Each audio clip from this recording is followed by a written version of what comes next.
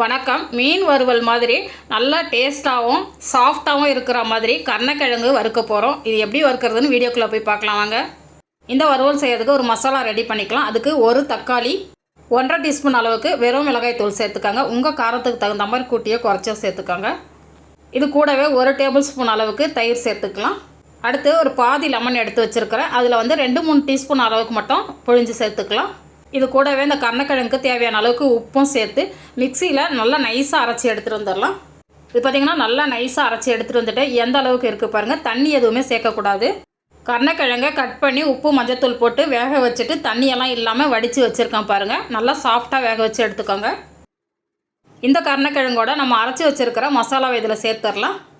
மசாலா பார்த்திங்கன்னா நீங்கள் எடுக்கிற கருணக்கிழங்கோட அளவை பொறுத்து கூட்டியோ குறைச்சியோ சேர்த்துக்கோங்க.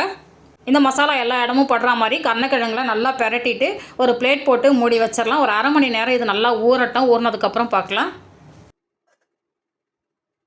இப்போ அரை மணி நேரம் ஆயிடுச்சு. கருணக்கிழங்குல இந்த மசாலாலாம் ஒட்டி பிடிச்சி சூப்பராக ஊறி இருக்கு பாருங்கள்.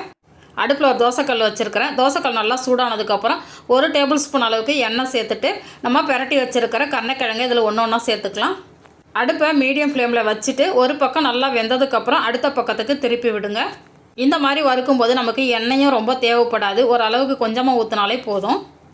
இதே மாதிரி 2-3 முறை நல்லா பெரட்டி போட்டு மசாலாவோட பச்சை வாசனைலாம் போனதுக்கப்புறம் வேற ஒரு பிளேட்டுக்கு மாற்றி வச்சுக்கலாம். கருணக்கிழங்கு பார்க்குறதுக்கு கலர்ஃபுல்லாகவும் இருக்கும். டேஸ்ட்டும் ரொம்ப சூப்பராக இருக்கும். கட்டாயம் ட்ரை பண்ணி பாருங்கள். இதே மாதிரி எல்லா கருணக்கிழங்கையும் வறுத்து எடுத்துக்கலாம். இந்த மாதிரி மசாலா அரைச்சி கருணக்கிழங்கு வறுத்தது இல்லைன்னா கட்டாயம் ஒரு முறை இதே மாதிரி ட்ரை பண்ணி பாருங்கள். டேஸ்ட்டு ரொம்ப அட்டகாசமாக இருக்கும். இந்த வீடியோ பிடிச்சிருந்தால் நம்ம சேனலை சப்ஸ்கிரைப் பண்ணி வச்சுக்கோங்க. நான் சுவைக்கட்டும், ஆரோக்கியம் பெருகட்டும். நன்றி.